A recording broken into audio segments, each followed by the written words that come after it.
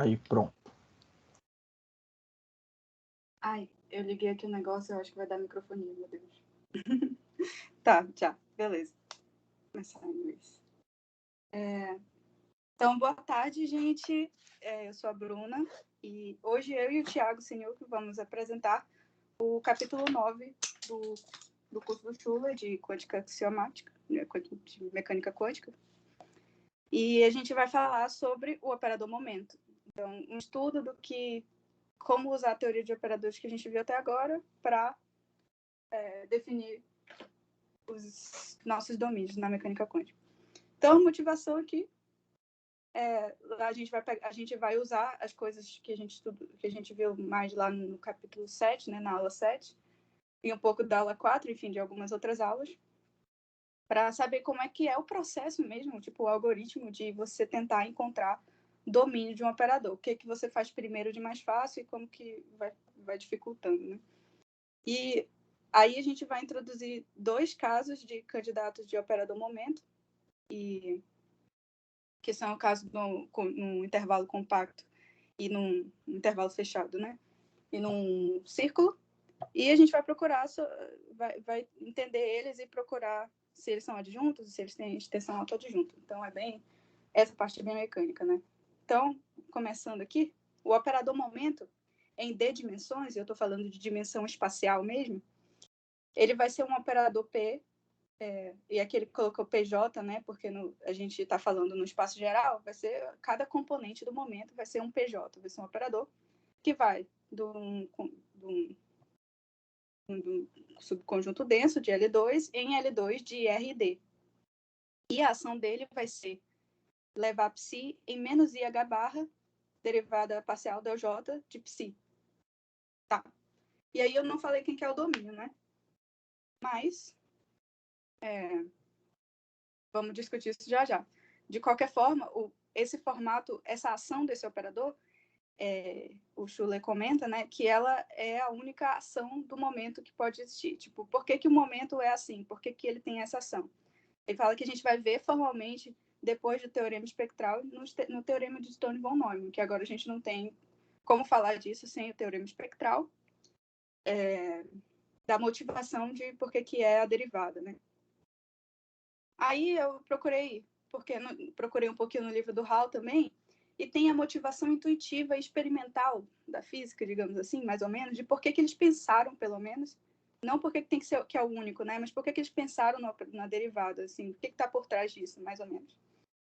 Então, da mecânica quântica velha mesmo, a gente tem, assim, antes de Heisenberg e antes de Schrödinger. Em 1913, o Bohr fez o modelo dele para o átomo, porque eles viam que o átomo de hidrogênio tinha, né, um espectro de frequência que era discreto, e eles não sabiam explicar isso. Então, ele fez um modelinho para explicar que é muito simples, que é só um movimento circular do elétron em torno de um próton, como se fosse uma bolinha clássica mesmo. E aí ele falava que a força centrípeta que faz esse movimento circular acontecer é a força elétrica entre os dois, entre o próton e o elétron. E ele tem a velocidadezinha dele, ele tem a aceleração centrípeta e tal, e dá tudo para calcular com as coisas que a gente sabe de ensino médio, né? E aí, o momento angular tem essa fórmula aí, que é um momento normal, m vezes velocidade, vezes o raio, que dá esse negócio aí quando a gente faz as continhas com o valor da força.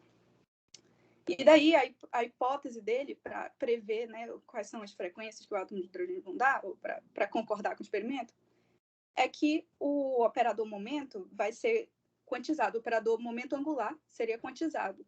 Então, ele só poderia ter valores de 1 inteiro vezes h barra, para n pertencente aos naturais. E aí, cada raio correspondente a cada momento angular vai me dar um raio de órbita possível em volta do átomo de hidrogênio. E cada um desses movimentos circulares tem uma energia, e essa energia vai ser a energia que a gente observa, e isso concorda, né, com o espectro do átomo de hidrogênio que a gente vê.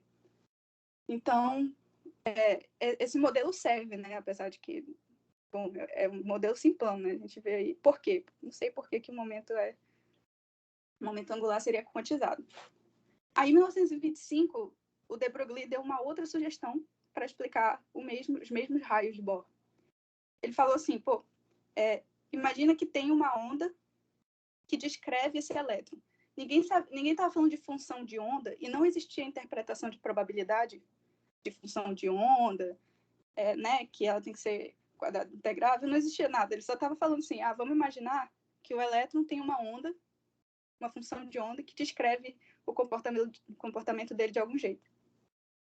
E aí, por que ele imaginou isso? Porque quando ele fez isso ser descrito por uma onda, então ele colocou uma onda em cima da órbita circular da trajetória aí, ele viu que se ele pedir que o momento do elétron seja igual a h barra vezes k, sendo k a frequência espacial angular, né, nesse círculo, então, não sei se eu tenho...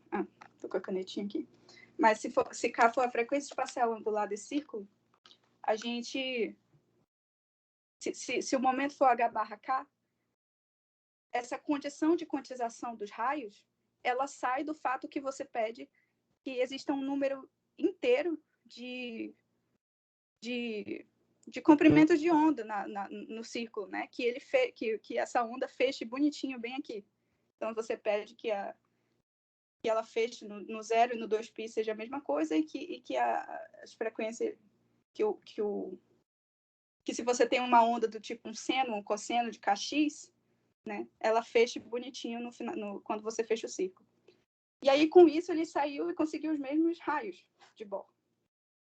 E aí ele fez essa hipótese. Se a função de onda de uma partícula, né, a função de onda tem frequência angular espacial k, então o momento dessa partícula é h barra vezes k, que é a mesma coisa que h dividido pelo comprimento de onda, onde h é a constante de Planck.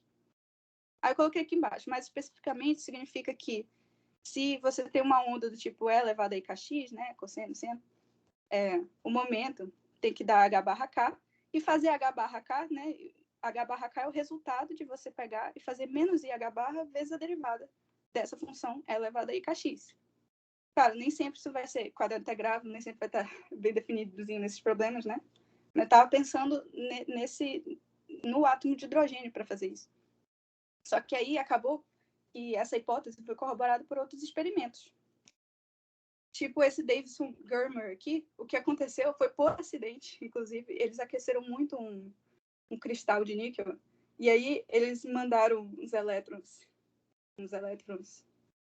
nesse cristal e viram que eles difratavam igual uma onda de raio-x. Tipo, raio-x também, eles faziam um experimento com raio-x nesse cristal de níquel e eles observavam difração. E aí eles observaram isso com elétrons. Então, eles viram a intensidade, né, a quantidade de elétrons vindo na direção. E aí, lá, eles conseguiram testar a hipótese de de Broglie, porque eles conseguiram outro meio de ver qual que é o comprimento de onda, dessa suposta onda que causou essa difração.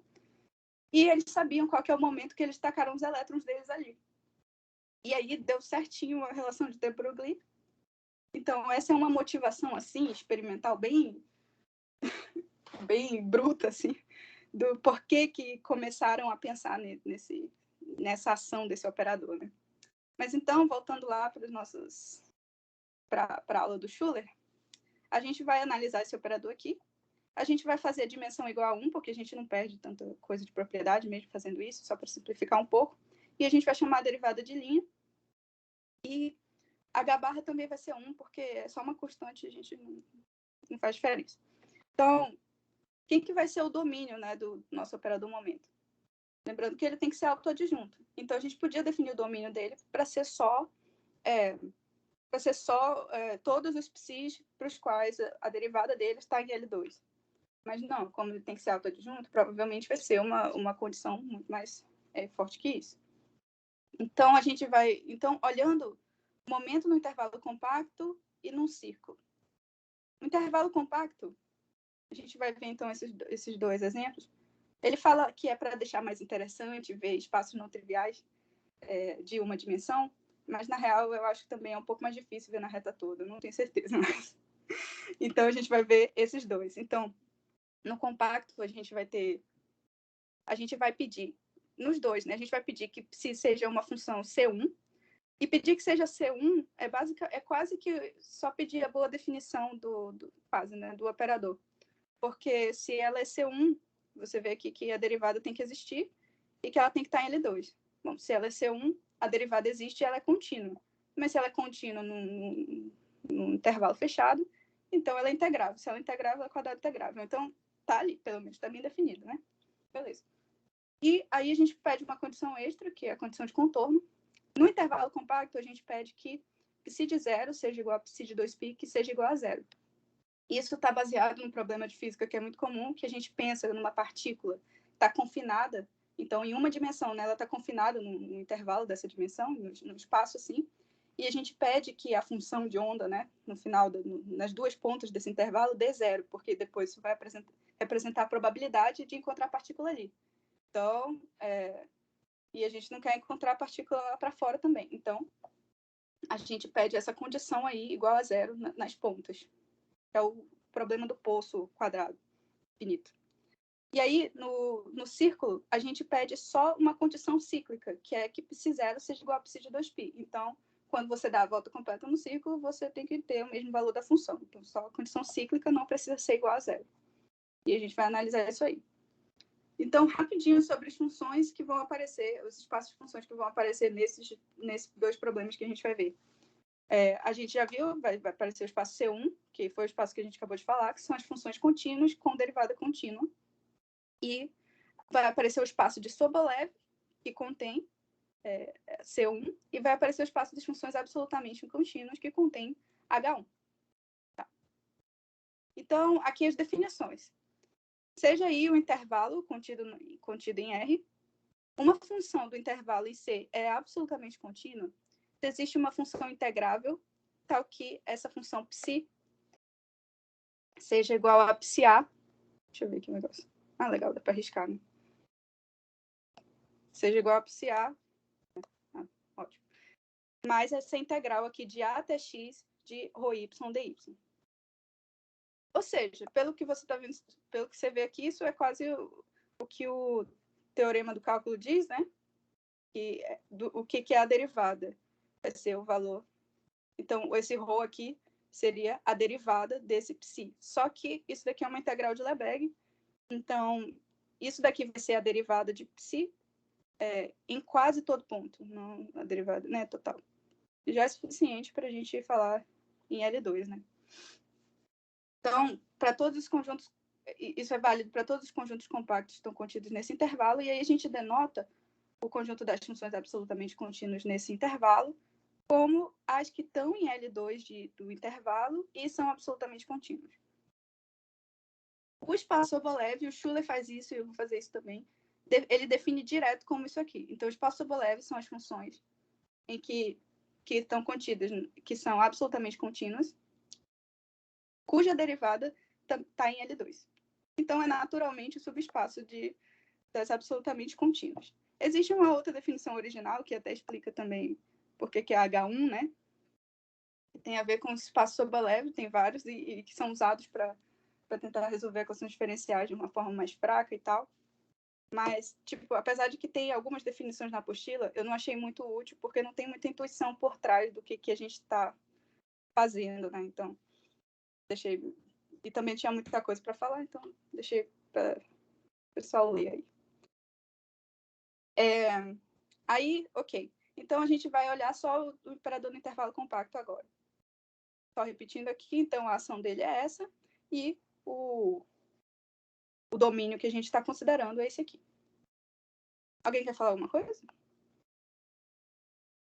Eu tenho uma dúvida. No slide anterior, é que você fala que uma função é absolutamente contínua se ela é integral de uma função integrável. Aí, Certo. então a derivada dela é integrável, não? Por causa que ela é uma função integrável, já era. Que? Não, a psi-x igual a psi de A. Então, aí quando você deriva, dá ρ. E ρ era integrável. Deriva em quase todo ponto. Aí você fala H1 é igual a psi, absolutamente contínua, tal que a derivada dela tá em L2. Só que, tipo, ela já era integrável antes, então ela tá em L2, não? Não seria só uma função mensurável, talvez? Mas eu não sei. Não, calma. A integral, a derivada dela está em L2. Você está falando que isso daqui está redundante? Pela derivada dela está em L2? Sim, eu acho. Que é isso que eu tô querendo dizer. Psi Não, tá contido. mas é detalhe, Isso, a gente... tá. Isso não vai ficar mais claro lá na frente. Porque ele usa a definição diretamente. Então, mas Não, deixa que eu nem ver. foi. A gente pode Bom, discutir isso ela é depois. integrável em cada um dos intervalos até x, né? Então, provavelmente, ela é integrável no intervalo inteiro, né? No i inteiro. Porque é cada um, então, em especial, tem um intervalo completo. Né? Então, uma observação, um pouco, vou explicar isso. Esse Sobolev é simplesmente que a função e a derivada dela está em L2. Né? Aí, no caso da reta, né, quando você tem intervalos na reta, aí faz sentido falar de absolutamente contínua. Mas aí, para funções de duas, mais dimensões, aí realmente isso aí não vai funcionar. A função e a derivada dela estão em L2. Pois é, tem umas definições lá na apostila que basicamente dão a entender que o espaço Sobolev é uma tentativa de pegar as funções para as quais a integração por partes funciona. Porque a ideia é que aí a derivada vai estar definida em quase todo ponto. Aí vai funcionar no certo sentido, principalmente em R, que aí vai dar até absolutamente contínuo. Beleza. Tá, então, beleza. Continuando aqui. Então, vamos seguir. A gente pode discutir isso mais no final também. Então, a gente tem esse operador aqui com esse domínio, lembrando da condição de contorno aqui, psi de 0 igual a psi de 2π igual a 0. E aí, a primeira coisa que a gente pode ver é se é simétrico ou não, porque se não for simétrico, não vale nem a pena, né? A gente tentar ver se é autoadjunto, porque não vai ser. Então, pega psi e φ no domínio de P e calcula mesmo o produto interno entre psi e P de φ. Aí você vai ter essa integral aqui, né? Aí aqui a aplicação é menos i filinha. E aí você vai abrir ela numa integral por partes, que vai dar esse termo aqui do contorno, né? De 0 a 2π. Isso daqui vai zerar, porque essas duas funções zeram nesses dois limites, nesses dois pontos. E essa daqui vai sobrar aqui embaixo. Aí você passa o mais i como menos i para dentro desse conjugado aqui. E você vai enxergar isso. Isso daqui é o produto interno de P aplicado em psi com φ. Ou seja, é simétrico, tá? É simétrico, sim. Então, tem chance de ser autoadjunto, né? Então, vamos ver se é autoadjunto. Lembrando que, como o operador é simétrico, o adjunto dele é uma extensão dele. Então, P está contido em P estrela. E aí, a gente usa a própria definição do domínio de P estrela para tentar descobrir quem que ele é, né? De um jeito mais simples, né? De um espaço de funções que a gente conhece. Então, psi pertence a dp estrela, significa que existe um eta, tal que um eta em L2, tal que para todo φ no domínio, esse produto aqui, psi com pφ, é igual a esse eta com φ, e aí a gente fala que esse eta é a própria ação, né, do operador. E aí, essa condição, escrita em forma de integral em L2, é isso aqui. A gente não sabe muito o que fazer com isso, porque a gente não sabe o que é eta. Mas aí a gente pode definir uma função n num intervalo, desse mesmo intervalo aí, nos complexos, tal que eta é igual à derivada de n em quase todo ponto. Então, a gente sempre pode definir essa função, e por definição, essa n vai ser absolutamente contínua, porque ela é derivada, né, de alguém. Alguém é derivada dela, né? Existe a derivada dela em quase todo ponto. Beleza. Então, escrevendo em termos dessa nova função n aí, que vai ficar n' aqui no lugar do eta. N' aqui no lugar do eta. E essa coisa igual a essa. Agora você pega isso daqui e faz uma integração por partes. E passa a integral da integração por partes, né? Que sobra para esse lado e deixa o termo do contorno aqui. Esse termo aqui vai zerar de novo, porque φ pertence ao domínio de P. Então, isso daqui dá zero. E essa daqui vai juntar com essa aqui. A gente coloca o menos em evidência e consegue deixar tudo um conjugadão complexo aqui dessa coisa. E aí você vê que isso daqui é um produto interno. O produto interno de psi menos in vezes o filhinha, que é igual a zero. Então, aquela condição para o psi virou essa condição aqui, de que psi menos in pertence ao espaço ortogonal das derivadas das funções do domínio. Ou seja, para qualquer função do domínio, o produto interno desse negócio com a derivada vai dar 0. Então, beleza. A gente tem esse espaço aí. Não parece que facilitou nada, mas a gente vai ter 2 lemas que vão facilitar a vida para descobrir quem que é esse espaço. Então, aqui. Você tem esse espaço aqui. Eu vou chamar essa coisa, sem o ortogonal aqui, de A, né, aqui para o futuro. E a gente vai provar que esse A, só essa coisa aqui, vai ser, então, o espaço das funções, das derivadas das funções que estão em dp, vai ser o espaço das funções contínuas, tal que a integral delas é 0.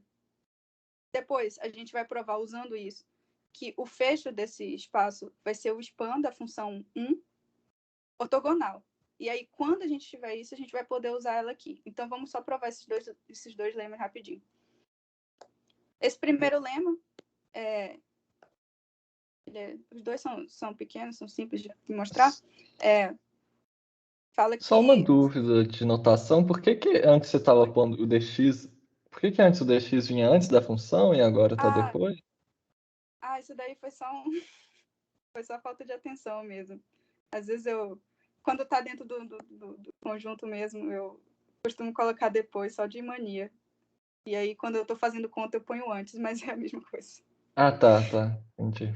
Eu pensei que você estava usando notação dos físicos, que eles adoram botar os dx e dx do 3, tudo antes das funções. Tudo antes? É verdade, o Nelson faz muito isso, eu acho que eu acostumei mesmo.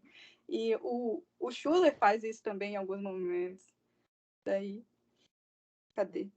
Acho que o pessoal vê isso como um operador. Você pega esse integral de dx e opera lá como se fosse um funcional linear. Então é que a gente esquece, né? Vamos deixar logo no começo. Mas tá. Então, a prova disso aqui.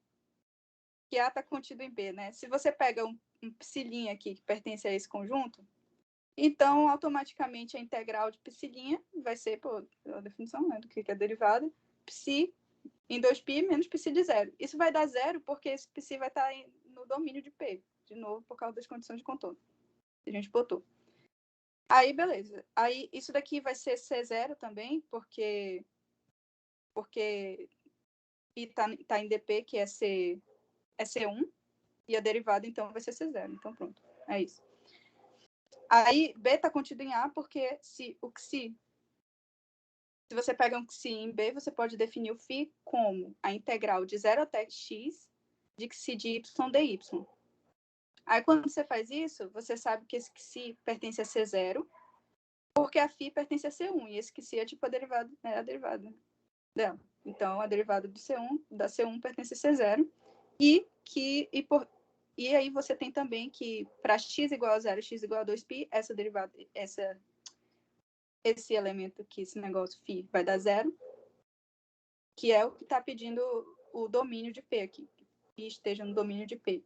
Então, a gente acabou de provar que B está contido em A. Condição de B implica condição de A. Tá. Aí, esse é o primeiro lema. O outro lema, que o Schuller até se confunde um pouco, e a confusão está na apostila também. Ele escreve um fecho, assim, estranho, mas o correto é isso aqui. Ele vai provar que esse fecho aqui, do A, que é esse negócio aqui, vai ser o span da função constante igual a 1 ortogonal. Tá. Aí, então, a gente usa o lema que a gente acabou de aprovar, que esse espaço aqui é igual a esse outro aqui. Pega o fecho dele. Pegando o fecho dele, a gente pode ver, isso implica que a gente pode tirar esse fecho daqui de cima e colocar aqui embaixo, por causa dessa condição, que é uma condição fechada. O Schuller fala desse jeito. Eu e o Bruno, a gente ficou olhando quando que isso valia, e a gente achou a prova de que isso vale para qualquer espaço vetorial, e o fecho, e qualquer espaço vetorial dentro do espaço normado. Se você tem uma condição do tipo produto do elemento com a função tem que ser 0, né? Com o outro elemento tem que ser 0. Aí você pode passar esse fecho daqui só para esse conjuntinho daqui. E também tem como provar para esse caso específico usando as integrais, que consegue usar sequência para provar isso aqui. Então, você consegue tirar esse fecho daqui e colocar ele só aqui, por causa dessa condição. E essa condição é a mesma coisa que essa daqui de cima, porque o produto interno, né, com 1 é a mesma coisa que a integral da própria coisa, desse negócio. Então, a gente tem agora o fecho de C0 aqui, que é o próprio L2. E aqui era para ser um intervalo I. Então, o fecho... Eu cortaria esse passo intermediário e pularia do primeiro para o último, porque aí o fecho das funções contínuas integráveis dá exatamente L2. Fecho das funções contínuas integráveis. Uai, Das funções contínuas já são integráveis no intervalo, vai dar exatamente aquele L2 ali, lá embaixo. Mas acho que dão 0, né? É. Aí, acho que dão 0, vai dar certo. Tipo. O fecho das funções contínuas, cuja integral é 0, vai... Essa integral é ser... simplesmente esse 1 escalar, que sim, né? Ah, sim, sim. Aí pois é. Ah, tá. Uhum. Mas, bom, não, dá para provar isso diretamente, né? Usando sequência e tal. E aí a gente tem, então, isso daqui, que é a mesma coisa que falar que é o span de 1 ortogonal. Porque se esse produto interno é 0, então o produto interno com qualquer função constante aqui também vai ser 0, né? É antilinear aqui, você é só tirar para fora a constante. E,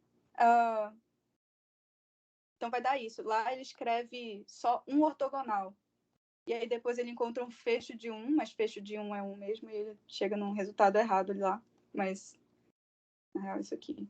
Então, beleza. Então, os 2 lemas foram provados. O que a gente tinha antes lá, para lembrar, era isso aqui pertence a esse conjunto. Então, tem um ortogonal aqui, é o A ortogonal. E aí, como o fecho do o ortogonal é fechado sempre, né? A gente pode tirar o fecho aqui, transformar o fecho em ortogonal de novo, que é a mesma coisa que tirar o fecho, nesse caso, subespaço vetorial. E aí, você tem, então, coloque em evidência, né?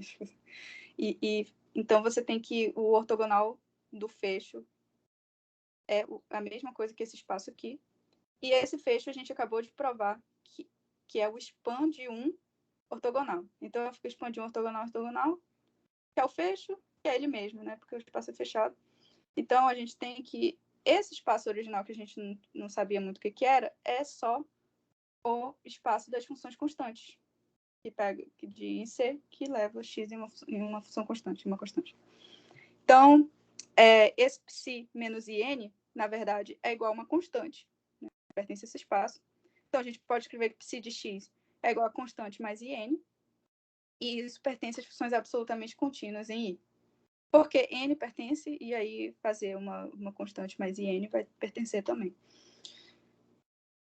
Tá, então, agora então a gente acabou de descobrir que o domínio vai estar dentro das funções absolutamente contínuas, domínio de P estrela, e a gente vai fazer o pedido a mais de que psi', né, a derivada, esteja definida, né, esteja dentro de L2. O operador esteja bem definido. Então, pedir isso daqui junto com absolutamente contínuo é a mesma coisa que pedir que esteja no espaço Sobolev. Ou seja, dp estrela está contido no espaço Sobolev. Só que o espaço Sobolev também está contido em dp estrela, porque você faz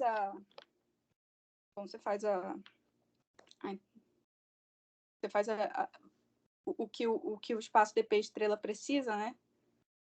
É que você consiga fazer a integral por partes, aquele negócio lá, menos i, filhinha, igual a integral de... Ó, já estou colocando dx na frente de novo. Filhinha. E mais i aqui. Enfim, aí vai ter a condição de contorno, né? E você vai ter... Então, vai existir o eta lá, vai ser menos i, filhinha, tal que aquela condição de simetria é obedecida. Vai estar no espaço. esse vai ser o eto que vai existir lá. Essa Então, quando você escreveu aí em geral, a definição que o pessoal usa para espaço de Sobolev.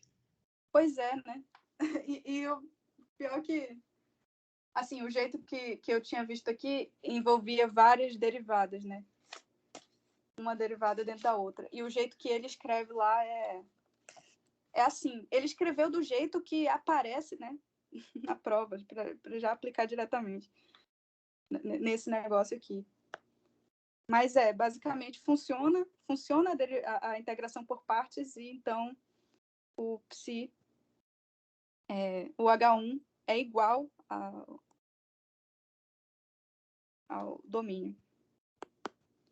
Então, a gente achou o operador adjunto, que vai do domínio P estrela L2, o domínio H1, e ele age dessa mesma forma, né? Porque ele é simétrico, então um estende o outro.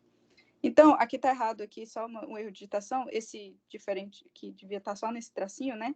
Para dizer que DP está contido em DP estrela, mas é contido próprio, né? Ele não vai ser igual a P estrela, porque H1 é um espaço maior do que C1. Então, P também, de novo, está contido próprio em P estrela, ou seja, P não é autoadjunto. Daí agora eu vou passar essa próxima parte para o Thiago, aí continuar analisando aí o que mais a gente pode ver, fazer com esse operador.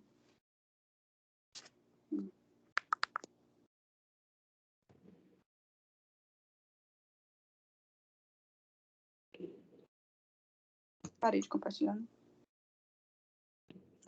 Ainda não. Vocês estão me ouvindo, gente? Sim. O senhor está compartilhando aí. Tô? Para mim, tá. Eu acho que se você começar a apresentar, ela come a da Bruna, então aí acho que não tem problema. Tenta aí. Vocês estão vendo minha tela, então? Sim. Então, só uma coisa. Eu estou na faculdade, então se a energia cair, vocês não estranham, não. Então, vamos lá. A gente viu que o operador não era autoadjunto. Então, vamos tentar construir um operador autoadjunto. E a gente pode fazer isso porque o nosso operador ele é simétrico, correto? Então, vamos lá. Se P é simétrico, a gente tem essa relação aqui entre os operadores. P está contido no P das estrelas, que é o fecho, né, do P, e o P das estrelas está contido na adjunta. Então, vamos lá. Vamos começar a construir o operador. A gente tem que, para um psi que está contido no domínio do fecho, né, que a gente quer calcular, e para um φ que está contido no domínio do adjunto, que a gente já calculou, já sabe a forma dele, a gente vai ter essa relação. Então, o produto terno de 1 vai ter que ser igual ao simétrico, correto? Mas segue da definição de operador simétrico que como o domínio do operador, como o domínio do adjunto ele é maior do que o domínio do fecho, então a gente pode trocar esse operador, que a gente não tem ideia de como é que ele é, a forma dele, e usar o operador que a gente já descobriu aqui, né? Adjunto. Isso, então, seguindo o que já foi feito para determinar a parte anterior, a gente vai cair numa integral por partes. Aí aqui eu pulei uns passos para não ficar repetitivo, tá? Essa parcela aqui da integral, ela se anula, aqui dá zero, né? E a gente fica com esse termo aqui. Eles me desculpem, eu não vou lembrar o nome técnico. Mas a gente fica só com ele. Ele é igual a zero. E, além disso, ele pertence ao espaço de Sobolev. E esse espaço de Sobolev tem aquela restrição onde psi de 2π é igual ao psi de zero. Beleza? Uma coisa importante que ressaltar é o psi está no adjunto. É o que a gente já sabe. E o phi, a gente não tem ideia do que a gente pode falar dele. Então, para essa igualdade aqui ser verdadeira, a gente precisa que o psi de 2π seja igual ao psi de 0. Eu me atrapalhei na ordem das inferências, perdão. Mas então é isso. Como esse cara aqui está num espaço e esse cara aqui está no outro, e a gente não pode inferir nada sobre esse, segue que o psi precisa ter essa restrição, correto? Que é exatamente o que foi definido no espaço subalterno. Então, a gente sabe que o psi vai ser um elemento θ qualquer, que está contido no domínio da adjunta, com essa restrição. Mas isso é exatamente o espaço subalterno, com essa restrição. Então, a gente tira que o domínio do nosso fecho, né, vai ser todo θ, que pertence ao espaço subalétrico, com essa restrição. E ele eu acho que esse símbolo aqui está errado também, gente. Esses símbolos errados foi tudo eu que digitei, vocês me perdoem. Mas ele é contido não próprio, acho que essa é a palavra. Então, o domínio... Contido próprio. Contido próprio, isso. Então, o domínio do fecho é contido próprio no domínio da adjunta. Então, o P não é autoadjunto e nem essencialmente autoadjuntos. O que a gente precisa fazer agora, para tentar construir o operador, é calcular os índices de defeito. Então, relembrando aí, o operador assimétrico tem um teorema que fala que ele possui uma extensão autoadjunta se os seus índices de defeito são iguais. Onde os índices de defeito a gente define igual a esse D mais, é um D mais e um D menos, onde o D mais é a dimensão do núcleo da adjunta menos I, e o D menos é a dimensão do núcleo da adjunta mais o I. Então, seguindo, calculando os índices para o nosso operador, como o psi está contido no domínio, o que acontece quando a gente aplica o psi aqui, quando a gente aplica o operador no psi, ele retorna o I mais a derivada, e fica vezes menos ou mais aqui, né, o psi mesmo. Daqui a gente pode dividir tudo por I. A gente cai nessa equação diferencial aqui, simples de resolver. E a gente conclui que a nossa função tem essa cara aqui. Vai ser uma constante, tá? Aí eu coloquei um mais menos aqui, porque para cada... vão ser um para cada índice, né? Ser uma constante vezes uma exponencial. E como essa solução aqui, ela tem uma dimensão só, a gente conclui que os índices de defeito são igual a 1 e eles são, de fato, iguais. Então,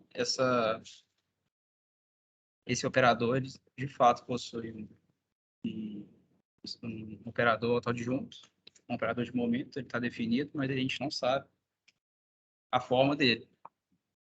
O Schuller fala nas aulas lá que, para definir isso, é uma coisa mais profunda. Ele não chegou a aprofundar. Então, assim, ele fala que existe, mas não fala. Ele fala que existe, mas não fala como achar, né? Aqui tem o resumo do que a gente fez, do que a gente encontrou, então, para o operador de momento num intervalo compacto, que eles são definidos sempre da mesma forma, né? Eles são de psi, devolvem menos i vezes a derivada. O que muda mesmo é o intervalo não, o domínio, onde eles estão definidos. Tudo bem. Gente, vocês estão vendo minha apresentação aí? Sim, pra mim tá parecendo normal. Agora eu vou tudo. Então, Vamos lá, prosseguindo. Então, o que a gente vê nessa aula do Schuller é que a gente desenvolve um método que é bem receitinha de bolo para descobrir os operadores, né? Para descobrir os domínios dos operadores. Então, para o operador no ciclo, vai ter muita coisa que é análoga ao caso anterior. Então, a gente quer construir um operador. A gente vai tentar construir um operador adjunto. Vamos ver se vai dar certo. E, se não der certo, a gente vai ver se existe um operador essencialmente adjunto. Só vale ressaltar aqui que o operador do intervalo compacto, ele está contido no operador de círculo, né? Já que as condições de contornos aqui, elas pedem menos, né? As restrições são menores. Então, a gente pode... Então, é importante ressaltar que o operador do intervalo está contido no círculo.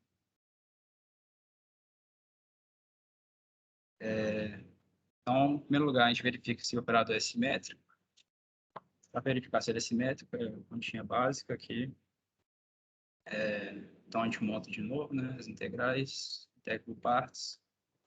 Chega de novo na relação, que vai zerar tudo e vai sobrar só esse termo, e ele é igual a zero. Aí, a diferença aqui, para o caso do intervalo compacto, é que, como a gente não pode, a gente não consegue zerar direto, esse termo aqui, né?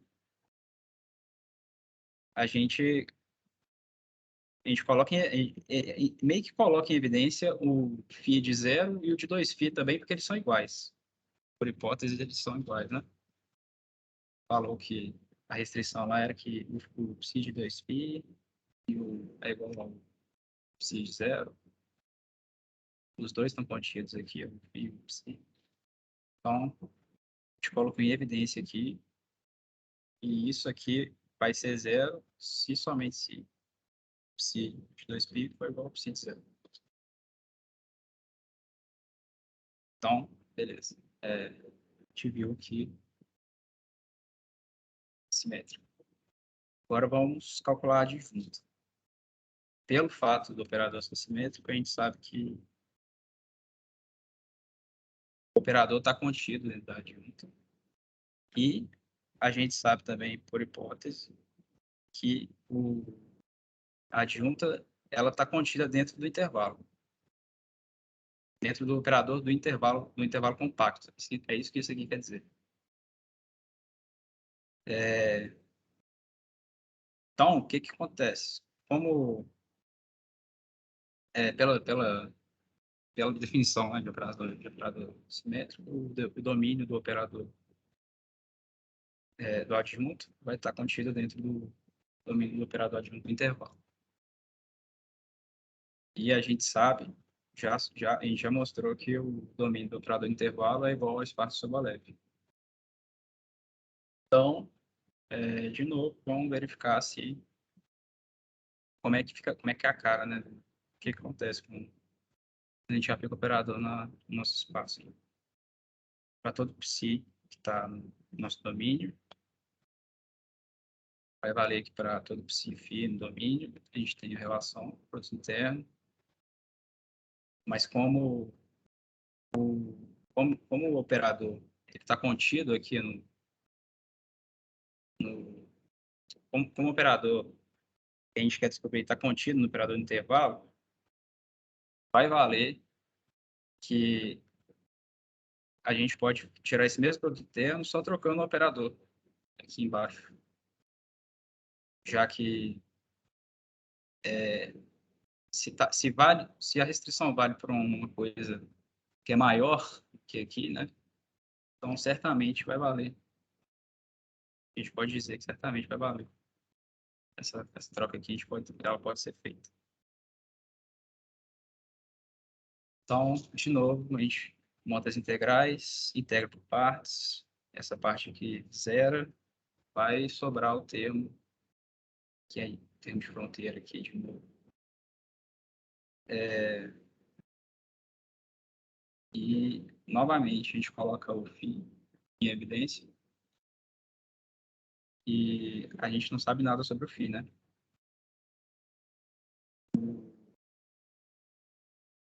Mas aqui, ó, a gente não sabe nada sobre o φ, mas a gente sabe que o psi ele pertence ao espaço Sobolev. E por isso tem a restrição de que o psi de 2π é igual ao psi de 0. Por isso que esse aqui vale. Esse aqui é verdadeiro, porque realmente o psi está no espaço Sobolev. Então, o que a gente conclui é que o espaço da adjunta vai ser o espaço Sobolev, tal que a gente tem essa restrição. E o espaço do operador é o espaço das funções deriváveis, né? Uma vez contínuas, que tem essa restrição, igual ao espaço Sobolev, já que não está contido no outro, né?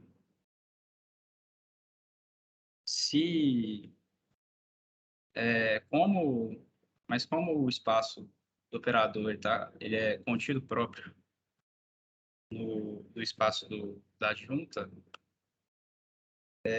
isso implica que o operador, a palavra era true, deixa eu ver se eu lembro. Era uma extensão, um true extension, eu não sei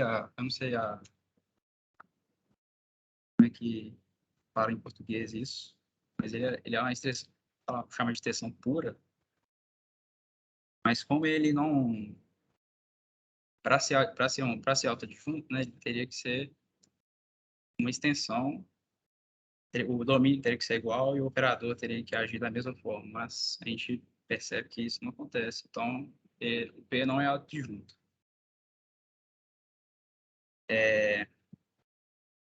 Então a gente viu que o P realmente não é autoadjunto.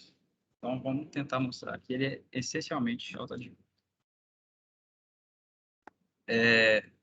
A condição para ser essencialmente autoadjunto é que o fecho dele tem que ser igual a autoadjunto.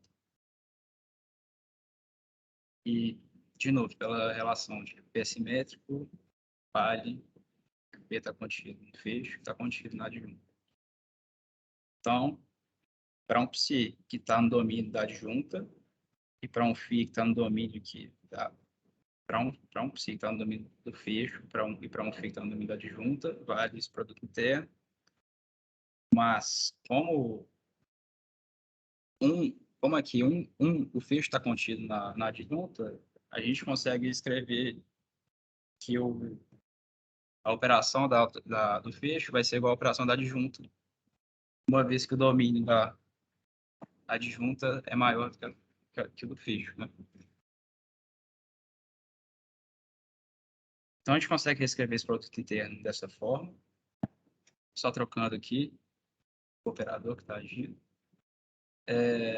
De novo, vai cair uma integral por partes e vai chegar no termo que a gente isola o φ de novo. Como a gente não sabe nada sobre o φ, para essa igualdade aqui ser verdade, a gente precisa impor que o psi de 2π seja igual ao psi de 0.